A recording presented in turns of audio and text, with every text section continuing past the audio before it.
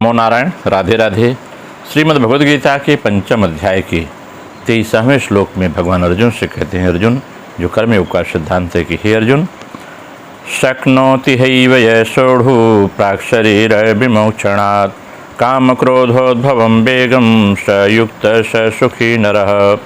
इस मनुष्य शरीर में जो कोई मनुष्य शरीर छूटने से पहले ही काम क्रोध से उत्पन्न होने वाले वेग को सहन करने में समर्थ होता है, वह नर योगी है, वही सुखी है।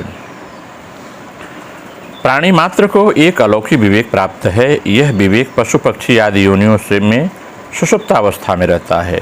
उनमें केवल अपनी अपनी योनियों के अनुसार शरीर निर्वाह का विवेक रहता है। देव आदि योनियों में विवेक ढका रहता है, क्योंकि ये योनियां भोगों के लिए मिलती हैं, अतः उनमें भोगों की बहुलता और भोगों का उद्देश्य रहता है अन्य योनि में। लेकिन मनुष्य योनि में भी भोगी और संग्रह ही मनुष्य का विवेक ढका रहता है। ढके रहने पर विवेक मनुष्य को समय समय पर भोग और संग्रहों में दुख अथवा दोष का दर्शन कराता रहता है, परंतु इसे महत्व न देने के कारण मनुष्य भोग और संग्रह में फंसा रहता है। अतः मनुष्य को चाहिए कि वह इस विवेक को महत्व देकर इसे स्थायी बना ले। इसकी उसे पूर्ण स्वतंत्रता है। विवेक को स्थायी बनाकर वह राग, द्वेष, काम, क्रोध आदि विकारों से सर्वथा समाप्त कर सकता है।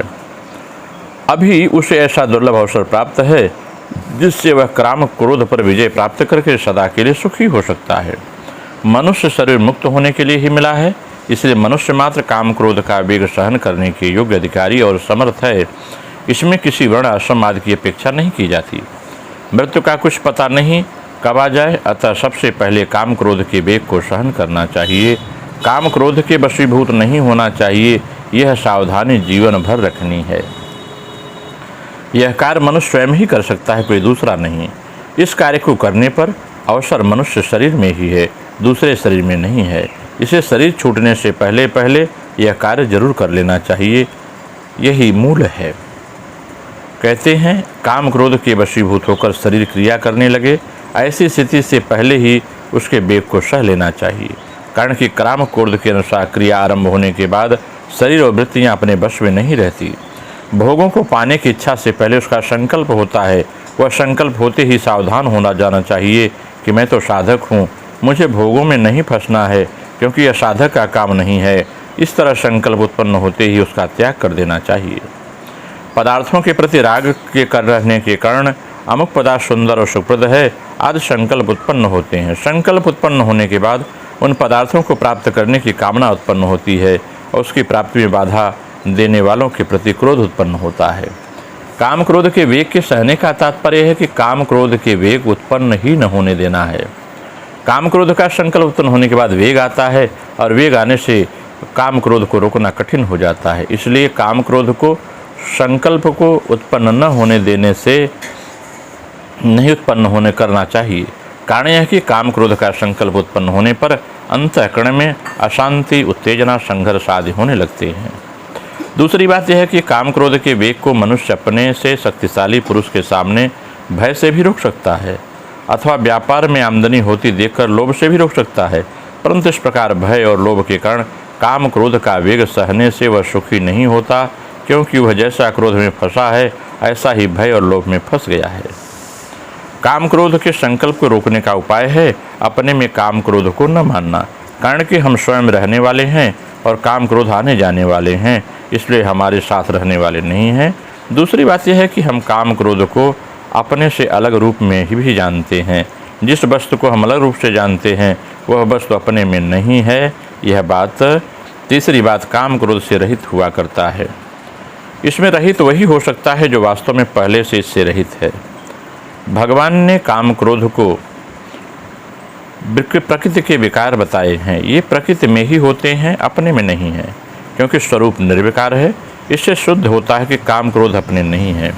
इनको मानना मानो उसको नियंत्रण देना है। सयुक्त नरः, अज्ञान के द्वारा जिसका ज्ञान ढका हुआ है, ऐसे मनुष्य को भगवान ने जंतु कहा है। यहाँ काम क्रोध का वेग सहने का समर्थ मनुष्य को नर कहा गया है। भाव में जो काम क्रोध के वश में है वे मनुष्य कहलाने योग्य नहीं हैं। जिनको काम क्रोध पर विजय प्राप्त कर ली है वे वास्तव में नर हैं, वही शूरवीर हैं।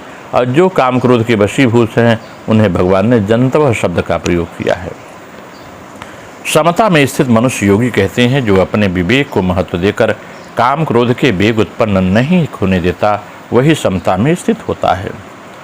ससुखी मनुष्य ही नहीं, पशु पक्षी भी काम क्रोध उत्पन्न होने पर सुख शांति से नहीं रह सकते। इसलिए जिस मनुष्य को काम क्रोध के संकल्प को मिटा दिया है, वही वास्तव में सुखी है। कारण कि काम क्रोध संकल्प उत्पन्न होते ही मनुष्य के अंतःकरण में अशांति, चंचलता, संघर्ष आदि दोष उत्पन्न हो जाते हैं। इन दोषों के रहते हुए वह सुखी कैसे हो सकता है? जब तक काम क्रोध के वेग के वशीभूत हो जाता है, तब तक दुखी हो जाता है। कारण कि उत्पत्ति विनाशील वस्तुओं का आश्रय लेकर उससे संबंध जोड़कर सुख चाहने वाला मनुष्य कभी सुखी नहीं हो सकता। यही नियम है। अब हम इसकी आध्यात्मिक व्याख्या अगर क्रिया योग के माध्यम से करें तो एक बात और स्पष्ट होकर आती है। वह भाव यह है कि इंद्रियों के भोग विषयों को पाने के लिए मन में जो तीव्र वेग होता है, वही काम है। और इस काम में किसी प्रकार की बाधा प्राप्त होने पर मनोवेग उत्पन्न होता है, उसका नाम क्रोध है।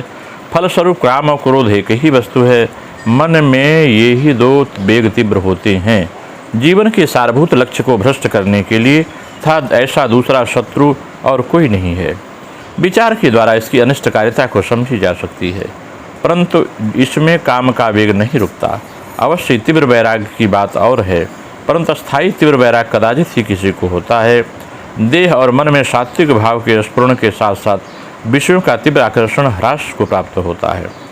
पश्चात गुणातीत अवस्था में यह काम क्रोध का वेग कुछ नहीं रहता और साधकों का कर्तव्य वही है जिससे सात्विक भाव की वृद्धि हो।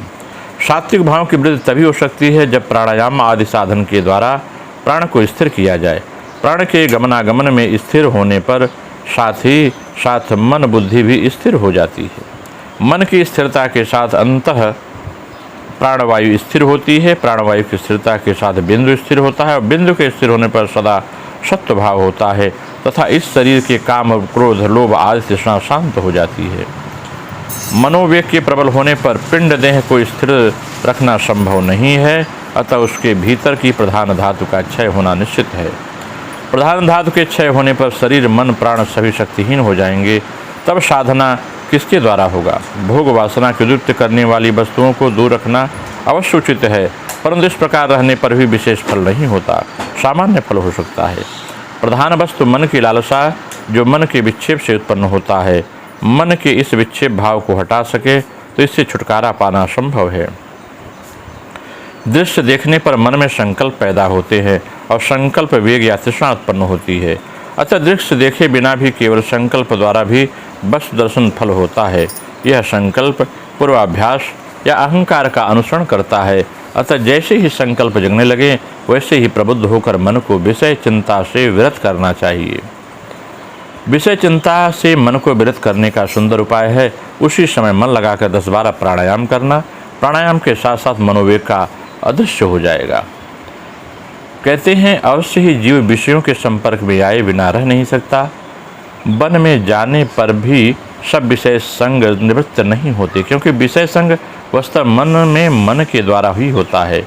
यदि आत्मा या भगवान में अनुराग प्रबल हो तो विषय अनुराग में कमी आ सकती है, तभी विषयों में विरक्ति संभव है। इस प्रकार के विषय वैराग्य युक्त साधक ही युक्त साधक कहलाते हैं और वे ही सुखी हैं।